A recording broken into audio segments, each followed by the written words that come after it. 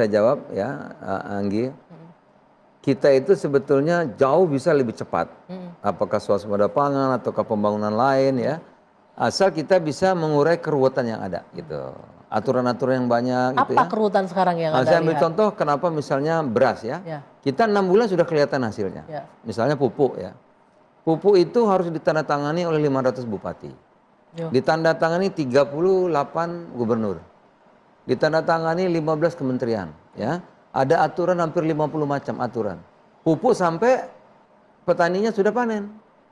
Pasti produktivitasnya rendah. Ya. Ini begitu saya Menko saya pakas. Yes, Oh, birokrasi itu dihilangkan. Habis semua. Bagaimana sekarang mekanismenya untuk pupuk? Sekarang berarti? cuma dari Mentan. Pabrik pupuk langsung petani.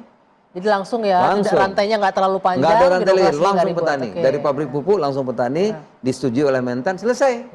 Jadi sebelum nanam pupuk sudah ada, produktivitas naik. Makanya hasilnya tidak bohong.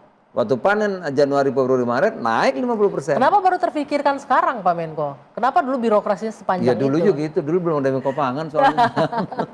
Ini karena Menko Pangan birokrasinya hilang semua ya dia. Misalnya sekarang ada jagung juga ya, jagung juga sekarang luar biasa, peningkat kita luar biasa. Kita bisa swasembada jagung juga? Bisa lebih produksinya. Oke, di mana saja nih sentra jagung kita? Jagung itu hampir merata ya, Sumatera termasuk di Bima, Sumbawa, Gorontalo, itu luar biasa. Potensi untuk ekspor juga kah jagung Bisa, kita? justru jagung kalau kita sekarang lagi bingung nih, mulai ayam, mulai telur, mulai jagung ya. Bingung kenapa Pak Menko? Kebanyakan Surplus semua. Iyalah, kan harus dijual kan. Kalau lama di gudang kan nanti lama-lama busuk juga. Betul. Harus mulai kita melakukan ekspor. Kemana? Sudah kelihatan nggak ini sasaran ekspornya di mana kemarin aja? Mentan ekspor telur ke Singapura sudah mulai ya. Ini saya dengar lagi mau lagi untuk ayam ya. Oke, kemana target ekspornya? Ya nanti ASEAN dan lain-lain. Oke, bicara soal telur, mumpung Sekarang sudah soalnya disinggung. telur sekarang berapa ya? Murah sekali tuh. 26.000 sekilo. Nah, kalau Kemarin saya 20.000 beli. di pasar tuh kan? Yes, di pasar. Berarti di grosirnya, di distributor besar mungkin cuma Bisa di bawah 24.000. Ya. Berarti telurnya berapa? Rugi. Padahal itu harusnya 28. Telur itu 30.000 lah paling murah. 30.000 ya? Iya, jadi kalau 60.000 tuh petelur ya rugi. Ya, kalau dia rugi nanti induknya bisa dipotong. Oke, bicara soal telur, Ya, mumpung sama sudah disinggung. sama dengan jagung. Jagung nanti kalau produksinya melimpah mau kemana? Kan jagung kita wajibkan beli 5.500. Ya. Kalau berlebih harganya turun kan nanti orang nggak tanam lagi. Betul, ini supply and demand harus dijaga Iya, terus makanya ya. kita memang harus mulai nih. Makanya Pak Presiden mengatakan kita harus jadi lumbung pangan. Insya Allah terjadi. Tadi kan bicara telur, ini saya lagi ramai membaca nih negosiasi telur ala Zulhas kalau saya mau namainya karena sempat Pak Menko bilang ya kalau bisa kita ekspor kenapa tidak? Ini bagian dari negosiasi untuk Amerika, benar? Apa bisa? Kenapa bisa nggak di sana berapa ya sekarang? 60.000 telur? 68.000 Lah sekilo di situ. Iya kan jauh ya tapi bukan alat negosiasi. Oke. Karena memang telur dan ayam itu kita sekarang lebih ya. Jagung kita lebih, tapi dengan Amerika sederhana juga. Apa yang bisa dilakukan untuk negosiasi kita dengan Amerika? Oleh karena itu sebentar, oleh karena itu kita tidak perlu khawatir sekali bahwa ada dampak ya, bahwa ada ini iya, tapi buat Indonesia gitu, kita daya tawarnya tinggi. Oleh karena itu saya koordinasi sama Pak Erlangga, Pak, ini harus kita lakukan. Antara lain apa? Minyak. Kita impor minyak kalau saya nggak salah 25 miliar dolar. Kalau separuh aja digeser selesai udah. Surplus perdagangan. Selesai udah papu udah sama Amerika. Belum kita impor gandum. Gandum hampir 13 juta. Belum kita impor kedelai hampir 3 juta, ya. Jagung masih ya jagung industri tapi. Karena jagung industri kita baru memulai produksi. Belum bisa kita. Jagung untuk industri itu kita masih 1,9 juta. Tapi yang pakan, yang buat makan kita udah cukup. Lebih malah. Oke, jadi untuk negosiasi dengan Amerika banyak hal sebetulnya yang bisa banyak. dilakukan. Pak Menko sudah kirim surat, sekarang tinggal tunggu waktu untuk negosiasi. Kan, walaupun Pak Menko bilang nggak ada yang perlu dikhawatirkan. Sebenarnya kan kalau melihat banyak yang disebutkan tadi iya, tapi Bu Sri Mulyani sampai ngomong ini nggak ada ilmu ekonominya yang dilakukan Trump sekarang ini. Nah iya, dia kan yang penting kan Amerika itu kalau saya defisitnya 10, ya saya kenain semua. Harus kembali kita saya minimal Pak Bu gitu kan. Nah gitu harus imbang minimal gitu harus ya. imbang gitu. Itu kita bisa negosiasi buat kita. Jadi dengan Amerika saya kira kita punya kartu-kartu yang banyak.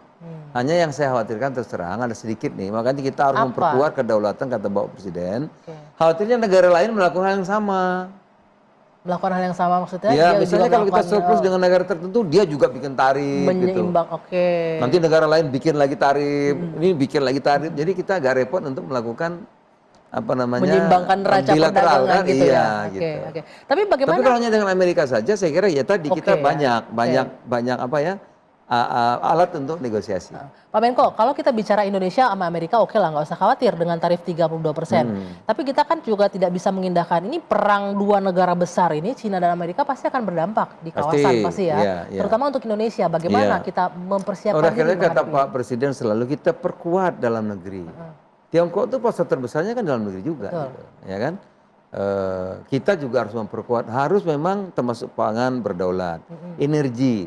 Nah sekarang saya dengan beberapa pengusaha lagi mengembangkan, setiap kabupaten nanti akan dibangun misalnya untuk mengembangkan pabrik etanol yang dari singkong. Satu kabupaten satu, ya kan? Akan mengembangkan pabrik satu untuk kelapa. Kelapa laku sekali sekarang. Kelapa tuh. Laku sekali. Wow, itu kita bisa memajir, nggak ada kompetitornya sedikit. Kelapa. Atau kita perbanyak lagi sawit, CPO. Itu juga nggak ada saingannya kan? Saingannya nggak ada. Orang juga butuh. Jadi sebetulnya kalau itu kita perkuat ya kita nggak usah khawatir. Karena yang kita produksi belum tentu orang punya. Nah itulah sekiranya yang dilakukan Thailand. Thailand andalannya apa? Ekspornya besar. Masa dia bisa ekspor itu? Durian. $4 miliar. Coba yang benar durian dan kelapa juga tuh di Thailand. Nah, kelapa lain lagi. Dia punya kelapa lagi, dia punya buah-buahan, dia punya sayur-sayuran, dia punya ikan dan seterusnya gitu. Kita juga lebih bisa. Maksudnya Indonesia yang sebesar ini kalah lebih bisa dari Thailand. Ya, dan ini apa yang disampaikan oleh Bapak Presiden ini semua sekarang luar biasa. Saya ya sebagai Menko Pangan pede, percaya diri penuh. Percaya diri. Apakah masih akan percaya diri setelah kemarin Pak Presiden sempat ngomong ini, saya mau buka keran impor. Nah ini kan juga was-was nih, bingung nih orang-orang. Kalau perintah Presiden, menteri itu, ya menteri itu dalam teori kita bergara. Yang berdaulat itu rakyat. Rakyat karena nggak bisa memimpin semua, maka pemilihan. Maka kedaulatan rakyat dipindah sama Presiden.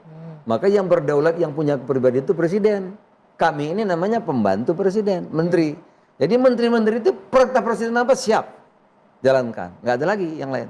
Nggak, kemarin tuh yang menarik tuh perintah Presiden buka semua keran impor. Ini kan di satu sisi kita mau swasembada nih ya. Tapi kan juga tertentu. Kemarin kan di terakhir dibilang juga kita juga harus melindungi industri dalam negeri, termasuk tekstil kan.